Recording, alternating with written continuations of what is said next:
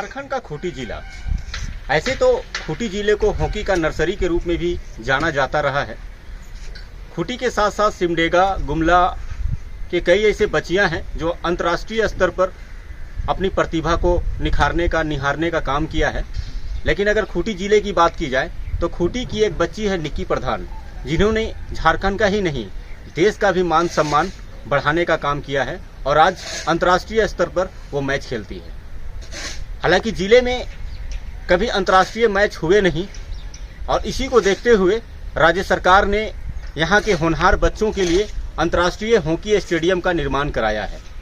मैं तस्वीरों में दिखा रहा हूँ, ये पीछे जो बना ग्राउंड है ये हॉकी स्टेडियम है और यहाँ पे अंतर्राष्ट्रीय स्तर पर मैच होंगे। मैं ग्राउंड के पिच को भी दिखाना चाहूँगा, सहयोगी से कहूँगा सर आप ज़रा इस स्टेडियम को करीब से दिखाएं। ये जो स्टेडियम है ये खूंटी जिले के बिरसा कॉलेज परिसर में बना स्टेडियम है और यहाँ पे वो सारी सुविधाएं उपलब्ध कराई गई हैं जो बच्चों को बाहर जा कर के सीखने की आवश्यकता नहीं है। वो इसी ग्राउंड में अभ्यास कर सकेंगे, इसी ग्राउंड में वो हर सुविधाएं मिलेंगी। एक हॉकी खिलाड़ी को जो सुविधाएं मिलनी चाहिए वो सारी सुविधाएं इस ग्राउंड में उपलब्ध है। यहाँ पे जो पिच बना हुआ है ये पूरी तरह से सुरक्षित है और ब्लू कलर का जो पिच है, योगी से जानने का कोशिश करता हूँ। इनका नाम राहुल मिश्रा है और खूंटी में ये रिपोर्टिंग करते हैं। सर ये बताएंगे आप, यहाँ पे स्टेडियम का निर्माण हुआ है, क्या उद्देश्य रहा यहाँ पे, क्यों इसका निर्माण कार्य कराना पड़ा? जैसा कि आपने पहले ही कहा कि खूंटी जो है हॉकी की नर्सरी है और आप ये भी जानते होंगे कि मारंगगंज के जयपाल सिंह मुंडा जो है वो पहले अंतर्राष्ट्रीय खिलाड़ी यहाँ से थे जिन्होंने वर्ल्ड कप में गोल्ड मेडल, उनके नेतृत्व में वर्ल्ड कप में गोल्ड मेडल इंडिया ने जीता था। और अभी वर्तमान समय में निक्की प्रधान भारतीय महिला हॉकी टीम का प्रतिनिधित्व कर रही है और यहाँ पे हॉकी का काफ़ी क्रेज़ है, लेकिन सुविधाओं का घोर अभाव था। लोग जो है चट मैदान में बच्चे खेला करते थे और इस कारण जब वो बड़े मैच खेलने के लिए बाहर जाया करते थे तो उनको काफ़ी मुश्किलों का सामना करना पड़ता था, जिसको ध्यान में रखते हुए जो है खेल विभाग द्वारा जो है एक एसएस स्कूल में पहले से एक एस्ट्रोटर्फ स्टेडियम था, उसका भी पूरी तरह से जीर्णोद्धार कराया है। और अभी आप देख सकते हैं कि ये जो पीछे हमारे पीछे जो स्टेडियम है इसको भी बिल्कुल ही नई इसको बनाया गया है। मलेशिया से इसके लिए जो है टर्फ आया है और इसको अंतर्राष्ट्रीय स्तर पर जो है इसको बनाया गया है। फ्लड लाइटें लगाई गई है जिससे रात में भी खेल हो सकेंगे और इसको अंतर्राष्ट्रीय स्तर का जो है सर्टिफिकेट भी प्राप्त हुआ है। तो कह सकते हैं कि खूंटी जिला में जो है एक अंतर्राष्ट्रीय स्तर का एक स्टेडियम यहाँ पे मौजूद है, जिससे आने वाले समय में और भी बड़े खिलाड़ी खूंटी से निकलेंगे। ये तो ये राहुल जी हैं और खूंटी में एक प्रतिष्ठित अखबार के लिए भी काम करते हैं। इन्होंने तो जानकारियां दी ही। एक हमारे सहयोगी हैं, हालांकि वो कैमरा चला रहे हैं, मैं उनसे भी कुछ जानने का कोशिश करता हूं, क्योंकि वो जिले में अखबार में पत्रकारिता के साथ साथ खुद का उनका एक यूट्यूब चैनल भी है और वो खूंटी अपडेट के नाम से उनका यूट्यूब चैनल चलता है। मैं उनसे ये जानने का भी कोशिश करता हूँ और ख़ास करके खूंटी में जानकार भी हैं और ये बताएंगे वो कि इस भगवान बिरसा मुंडा का ये धरती खूंटी, ऐसे कई मामलों से इस खूंटी की पहचान है, कई अच्छी उपलब्धियां भी रही हैं। कई खूंटी ने इस ज़िले ने खिलाड़ियों के साथ साथ आईएएस भी दिया है, कई पुलिस पदाधिकारी भी दिए हैं। तो क्या लगता है सर, अजय जी आप बताएंगे, आखिर ज़िले में तो पहले से भी स्टेडियम था, यहाँ पे लोग खेलते भी थे, इस स्टेडियम को बनाने का क्या उद्देश्य रहा गवर्नमेंट का, बताइए ज़रा। जैसे कि खूंटी में हॉकी के इतिहास के संबंध में आप लोगों ने चर्चा की, जयपाल सिंह से लेकर निक्की प्रधान तक काफ़ी लंबा इतिहास रहा है और वर्तमान भी खूंटी का स्वर्णिम है। यहाँ देश को पहला गोल्ड मेडल दिलाने वाले जयपाल सिंह मुंडा हों और ओलंपियन यहाँ निक्की प्रधान है।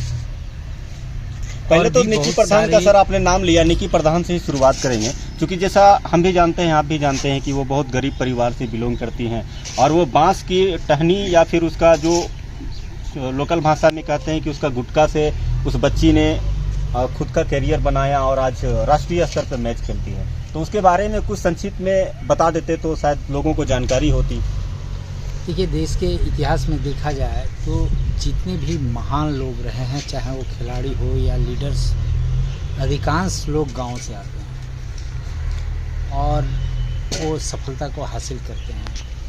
हमारे यहाँ निक्की प्रधान के साथ और भी कई ऐसे खिलाड़ी हैं, जैसे सावित्री पूर्ति का नाम लें हम तो वो कोनवा गांव की हैं। ऐसे बहुत सारे अंतर्राष्ट्रीय खिलाड़ी खूंटी ज़िले में हैं, राष्ट्रीय तो अनगिनत खिलाड़ी हैं। लेकिन विडंबना थी खूंटी की कि खूंटी में उन खिलाड़ियों को अंतर्राष्ट्रीय और राष्ट्रीय मैच खेलने के लिए स्टेडियम नहीं था। एक स्टेडियम बना भी एसएस हाई स्कूल में, तो उसका उद्घाटन 5 साल बाद हुआ और उसमें शायद एक राज्य स्तरीय टूर्नामेंट हो पाया था।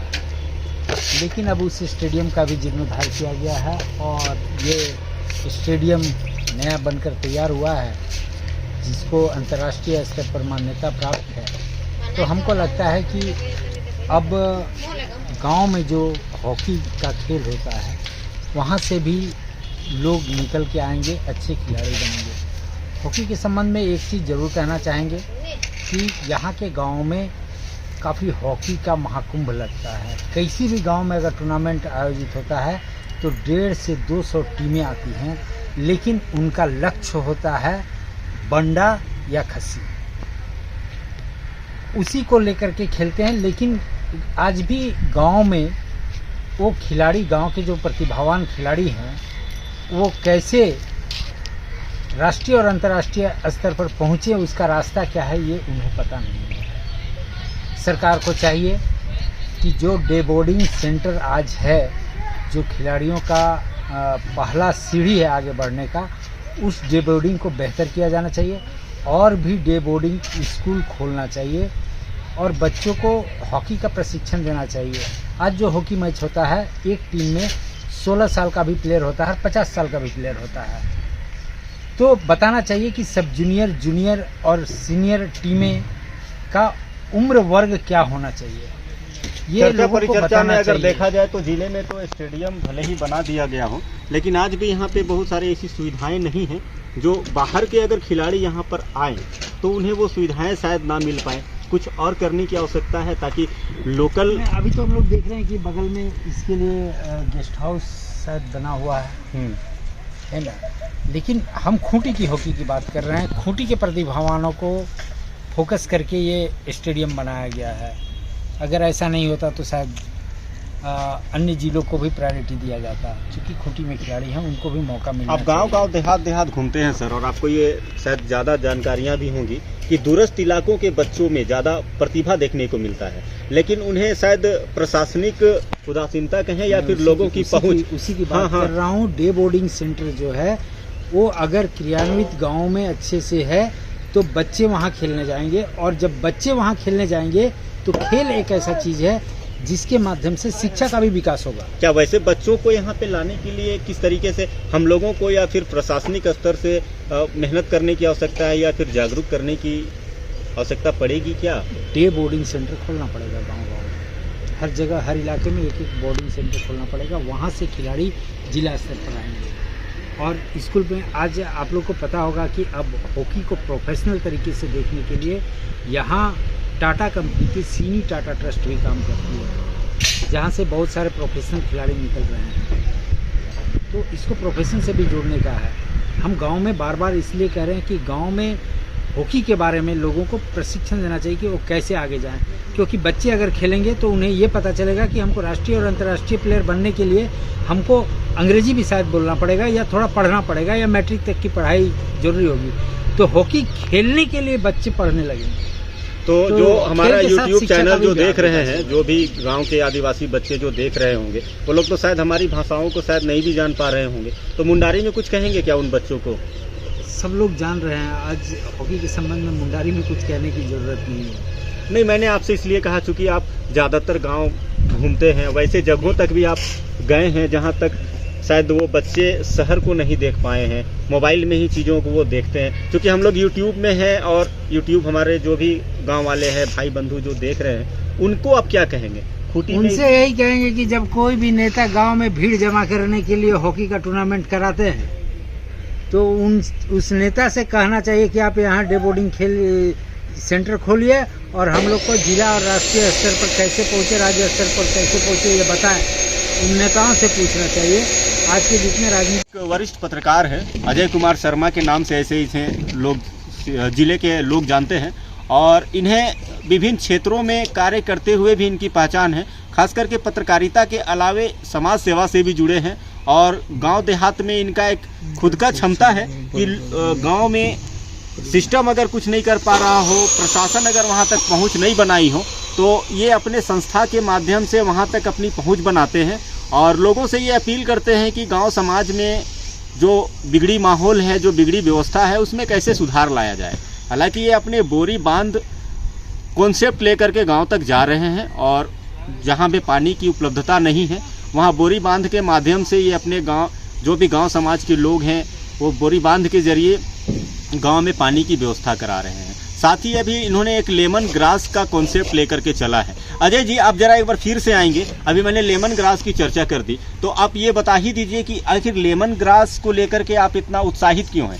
लोगों तक आप अपने जो भी आप एनजीओ जो चला रहे हैं, वो एनजीओ का क्या प्रोसेस है? हालांकि बातों बातों में हमने स्टेडियम का चर्चा कर दिया, तो आप समाज के हित के लिए भी कुछ बात कर दें, क्योंकि ये भी कहीं ना कहीं वैसे समाज से ही जुड़ा हुआ है।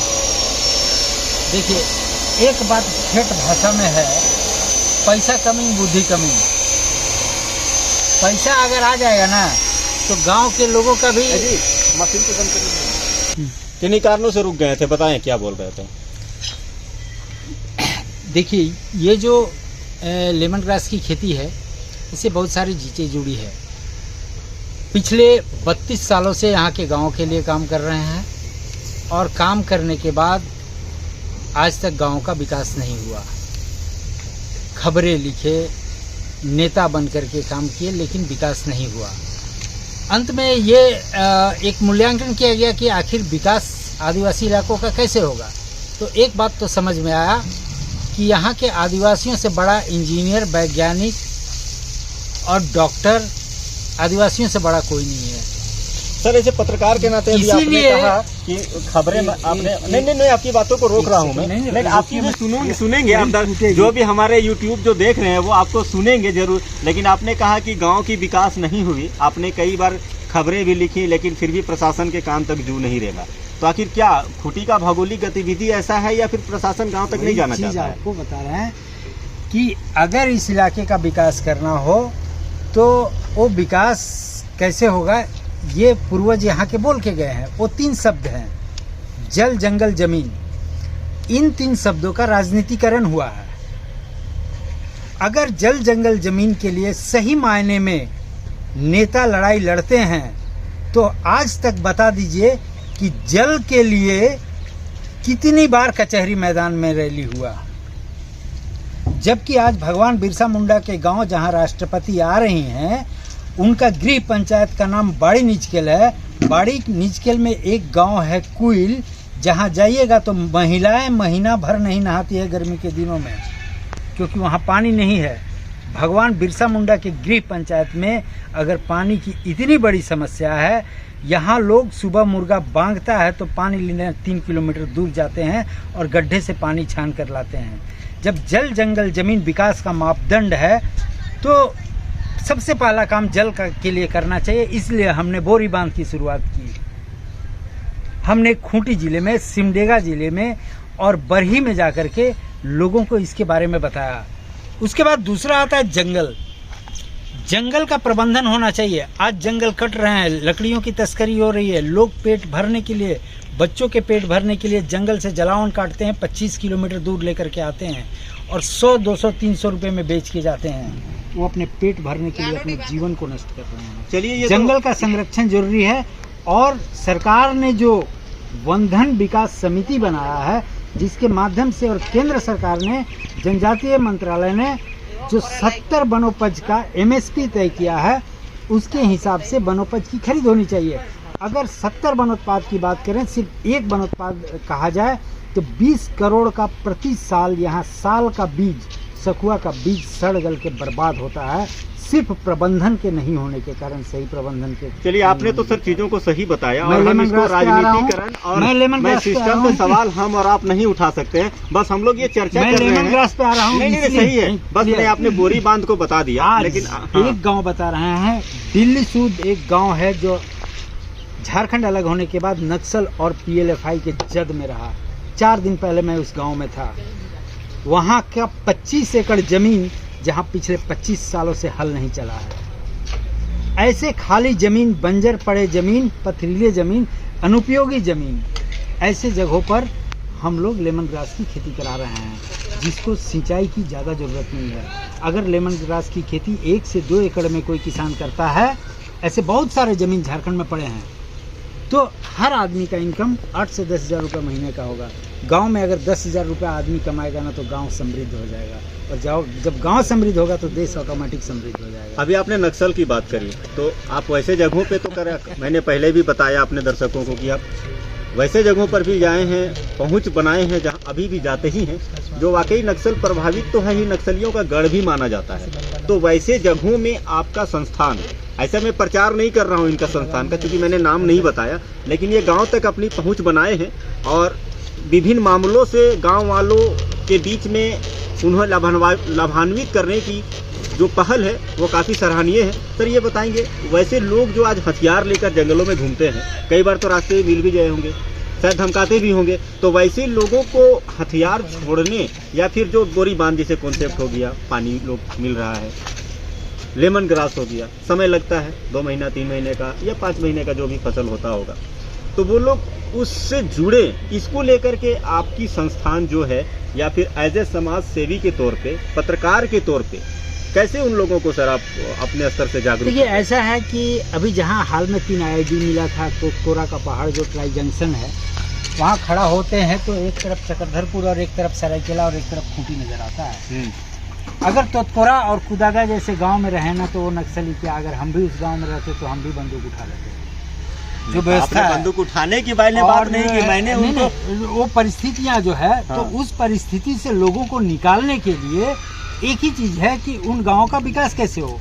आपको बिलीव नहीं होगा, अभी एक महीना पहले जब खूंटी जिले का सीमा साली गांव में जहां खत्म होता है, और वहां के बाद पश्चिमी सिंहभूम की सीमा जो शुरू होती है, 3.5 किलोमीटर सड़क को अपनी कार से उतरने में, उस सड़क से 1 घंटे का समय लगा था।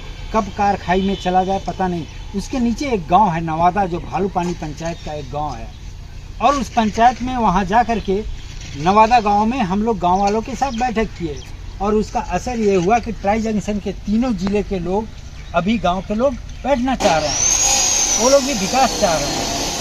और अभी ट्राई जंक्शन के तीनों जिलों, सरायकेला, पश्चिम सिंहभूम और खूंटी का ये होगा। अभी चाईबासा SP के निर्देश पर उन्होंने क्राइम मीटिंग में ये बात कह दी थी कि अजय जी को बुलाइए। अभी मैंने बंदगांव के मुंडा मानकी के साथ बंदगांव थाने में भी एक मीटिंग की है डेवलपमेंट को लेकर के, मैं खुद गया था। और ये काम हम लोग कर रहे हैं। संस्था है तो संस्था का जो काम है वो संस्था है, लेकिन एक इंडियन होने के नाते हमारा भी फर्ज है कि एक गांव को भी अगर हम ठीक कर सके तो शायद 15 अगस्त को भारत माता की जय। चलिए, आप अजय जी हैं, ऐसे तो जिले में मैंने इनके बारे में काफ़ी सारा बताया। ऐसे चलते चलते मैं जब यहाँ पे पहुँचा था तो मुझे ये काफ़ी खूबसूरत लगा ये स्टेडियम, क्योंकि मुझे जानकारी थी कि यहाँ पे एक स्टेडियम का निर्माण कार्य हो रहा है जो लगभग पूर्ण के कागार पे है। मैं यहाँ पे जब पहुँचा तो काफ़ी खूबसूरत लगा, तो मैं सोचा कि यहाँ पे रुक करके सेल्फी ले लूँ। तो हमारे साथ अजय जी भी थे, तो बातों बातों में वो सारी कुछ बता भी दिए। देखिए हमारे साथ जो भी क्या बातचीत हुई, और खूंटी अपडेट जो अजय शर्मा का है, उसमें भी आपको ये वीडियो ज़रूर देखने को मिलेगा। हाँ, रही बात कि खेल से जुड़ी जानकारियाँ, तो खेल के बारे में तो मुझे बहुत ज़्यादा जानकारियाँ नहीं है, लेकिन जितना जानकारी है कि खूंटी हॉकी के लिए इसे हॉकी का हब माना जाता है, और खूंटी जिला कई बड़े खिलाड़ियों ने खूंटी ही नहीं, झारखंड तो पहचान मिला ही, देश में खूंटी का नाम जाना जाता है।